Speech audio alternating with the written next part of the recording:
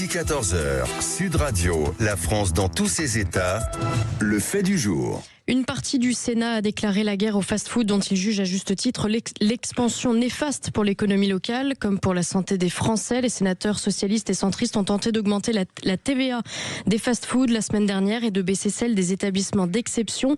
Il faut savoir que la France compte en 2025 plus de 52 500 restaurants rapides contre 13 000 il y a 25 ans. Face à cela, les 3 300 maîtres restaurateurs se battent pour leur survie.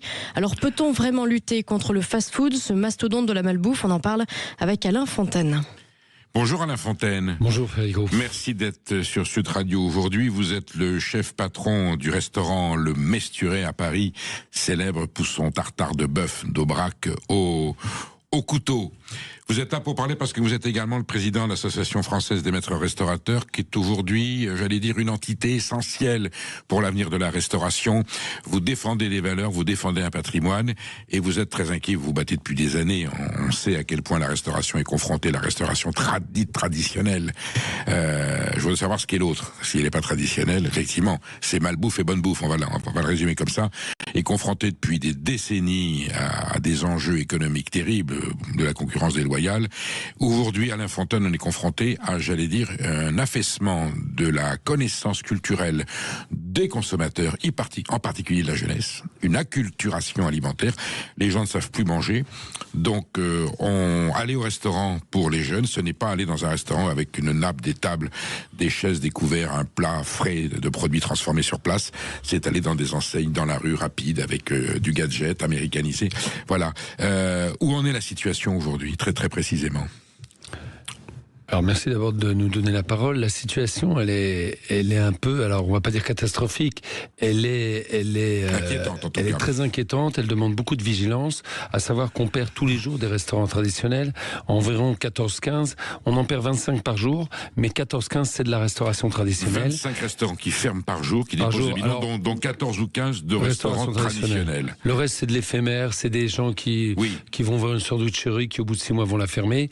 Et dans ces 15 restaurants qui ferment traditionnels par jour, vous avez bien sûr des défaillances et des non-reprises. Tout n'est pas que défaillance. Cela dit, les défaillances ont augmenté de 8%. Les défaillances d'entreprises de restauration traditionnelle ont augmenté de 8% par rapport à l'année dernière. Et l'année dernière était déjà un record.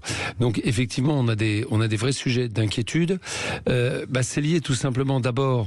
à la Fontaine, ça fait 5475 à peu près restaurants par an. C'est ça. C'est ça. Vous vous rendez compte, mais c'est une hécatombe. On était à 92 000 restaurants, places assises, restaurants traditionnels il y a encore quelques années. On va très vite passer sous la barre des 80 000. Et alors, c'est ce que j'ai dit. Quelles sont les causes? Alors, voilà. Alors, les causes, elles sont très simples. Vous avez, d'une part, le fait que le fait maison, comme nous l'avons, maître restaurateur, on est à 90% fait maison. On n'a pas communiqué assez. Les maîtres restaurateurs, c'est un titre d'État. Ce titre d'État qui existe depuis 2007. On n'a pas fait l'effort de communication. On a fait par exemple un effort de communication, l'anti-tabac, le tabagisme. On a fait un effort de communication sur la prévention routière. Or, on sait que la malbouffe entraîne 84 000 morts par an. Elle coûte très cher à la puissance publique, 160 000 cancers. Et de l'autre côté, vous avez une restauration vertueuse qui est celle des maîtres restaurateurs. Mais il n'y a pas que nous, soyons clairs, qui appartient à l'État, c'est un titre d'État et c'est le seul, qui, elle, travaille avec l'agriculture française, qui travaille des produits sains, équilibrés et qui respecte la restauration traditionnelle, qui respecte un équilibre alimentaire et qui fait, je dirais, une restauration durable et raisonnable. Eh bien, on a laissé la malbouffe avancer. Alors effectivement, il y a des raisons économiques, l'emploi, on va nous dire que les fast-foods c'est beaucoup d'emplois, des emplois précaires, des emplois peu payés, on va nous dire plein de choses. Mais cela dit, il faut savoir ce qu'on veut. Si cette restauration traditionnelle appartient au patrimoine français, elle appartient à tous les Français, autant la sauver. Or, on a perdu une génération complète, ce qu'on appelle la génération Z. 70% de cette génération Z, les jeunes ne connaissent pas les restaurants. Ils connaissent de la restauration le fait de se nourrir. se nourrir dans les fast-food et autres. Voilà. Mais Ils ont en fast-food ou autre. Si je comprends bien, Alain Fontaine, vous êtes en train de nous expliquer que cette restauration traditionnelle, qui quelquefois est un peu plus chère, mais pas forcément, il y a toujours moyen de manger pour pas cher, elle est celle qui préserve un patrimoine agricole, une qualité alimentaire, et que celle qui, au contraire, engendre un cauchemar, des milliards d'euros pour la maladie, on peut les chiffrer à 125, des obèses, des diabètes, des cancers, qui coûtent cher. On cherche 45 milliards d'euros, là, d'économie dans le budget. On aurait une solution là-dessus. Donc, la restauration, que j'appelle même pas ça la restauration, la malbouffe industrielle, qui rend malade, qui coûte de l'argent à l'État, qui grève notre richesse, elle est soutenue quelque part, elle est tolérée, elle est acceptée, elle est portée, et celle qui au contraire se bat pour préserver des valeurs, une tradition, un patrimoine, des emplois, une qualité alimentaire et la santé, celle-là, elle est maltraitée. C'est inadmissible. Alors, c'est inadmissible. En même temps, il ne faut pas stigmatiser, même si c'est de la malbouffe, elle correspond à... Parce qu'elle s'est installée, donc on est dans une économie libre. Et donc, quand on veut mettre la TVA à 20%, c'est peut-être une erreur des sénateurs et autres. Je le dis franchement. Pourquoi ? Parce que c'est stigmatiser une restauration qui est faite pour les classes populaires et qui en ont besoin en crise de pouvoir d'achat. Le groupe socialiste au Sénat a proposé que la restauration avec du fait maison soit ramenée à 5%. Ça, c'est la bonne idée. Voilà, ça c'est une bonne idée. C'est une très bonne idée. Pour celle qui fait de la bouffe normale. Ceux qui font l'effort d'avoir du fait maison transformé sur place auraient une TVA réduite à 5,5. Et Olivia Grégoire, l'ancienne ministre députée, parallèlement, fait une démarche pour qu'il y ait un enseignement alimentaire dans le cadre de milieu scolaire pour qu'on éduque le consommateur de demain à savoir manger. Alors ça, si vous voulez, l'idée de la députée Olivia Grégoire, ancienne ministre, donc elle sait de quoi elle parle, puisqu'elle était ministre, elle était en tutelle de la restauration, c'est une excellente idée. Effectivement, il faut renverser la vapeur, on renverse la vapeur à l'école. Et je crois que de ce côté-là... des classes du goût. Il faut apprendre aux enfants à bien manger, à mieux manger. Mais attention, à l'école, c'est ce que 144 repas. Donc c'est pour ça aussi qu'il faut un cours. Voilà. C'est aussi de la j'allais dire. Il faut un cours de cuisine. Il faut un cours de cuisine pour que les jeunes apprennent à bien manger. Et puis après, il ne faut pas stigmatiser une restauration malbouffe et tout ça. Il faut aider les restaurateurs, les maîtres restaurateurs. Vous, je comprends que vous ne fassiez pas. Moi, je la dénonce parce qu'elle coûte cher et qu'elle fait du mal. Elle coûte très cher. Mais les maîtres restaurateurs, nous, on investit beaucoup d'argent pour faire 90% de fait maison.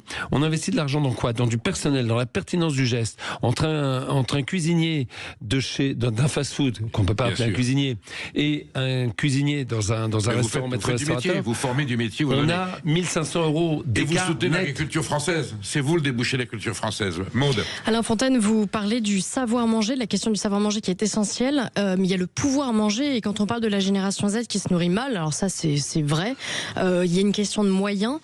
Quand on parle vraiment d'accéder au restaurant, je ne parle pas seulement des courses et de la malbouffe qu'on peut s'acheter au supermarché, mais qu'est-ce que vous dites à cette génération qui vous répond « on n'a pas les moyens d'aller au restaurant » ? Il faut bien qu'ils regardent. Ils ont des réseaux sociaux, ils sont sur leur smartphone tout le temps, ou leur iPhone, je ne sais pas. Ils ont de l'info. Les maîtres restaurateurs, par exemple, les maîtres restaurateurs à l'Assemblée nationale comme au Sénat, des gens ont fait croire que c'était l'élite de la restauration. Pas du tout. Ça va de l'auberge à 15 € le plat du jour, même des fois à 10 €, jusqu'effectivement aux 3 étoiles. Un petit troquet parisien même. Chez moi, sans faire la publicité, du tout. Et je veux pas qu'on rappelle le nom de mon restaurant, parce que je viens comme président. Mais chez moi, on mange dans mon restaurant le plat du jour avec le verre de vin et le café, au bar, assis, je dis bien assis, à 16 €. Donc il faut... C'est le prix d'un menu best-of, chez McDo, voilà quoi. L'œuf mayonnaise, sur le bord du zinc, c'est 1 €. Faut arrêter de stigmatiser, par exemple, les maîtres restaurateurs comme une restauration d'élite. C'est pas vrai. On peut faire très bon pour pas cher. Mais par contre, il faut nous aider. Il faut nous aider sur 2 sujets. La TVA.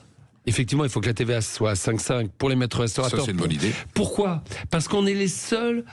On peut être mesuré, on peut être quantifié, puisque on a un décret préfectoral.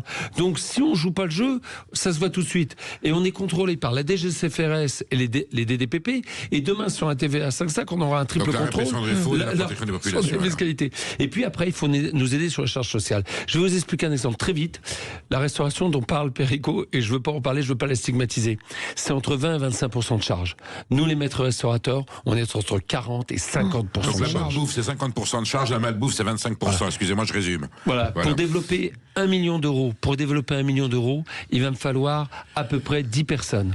Pour développer 1 million d'euros pour d'autres restaurations, il va falloir 4 à 5 personnes. C'est juste la différence. Donc, et nous, effectivement, et là je rejoins Perico, et c'est bien de le dire, mais je le répète, c'est effectivement qu'on fait travailler l'agriculture française parce que c'est dans l'obligation. On est derrière la souveraineté alimentaire, mais on est aussi un sujet de santé publique. C'est-à-dire que quand les gens mangent chez nous, ils n'ont pas éliminé 2, 3 heures ou 10 heures de leur vie. Vous voyez ce que je veux dire ?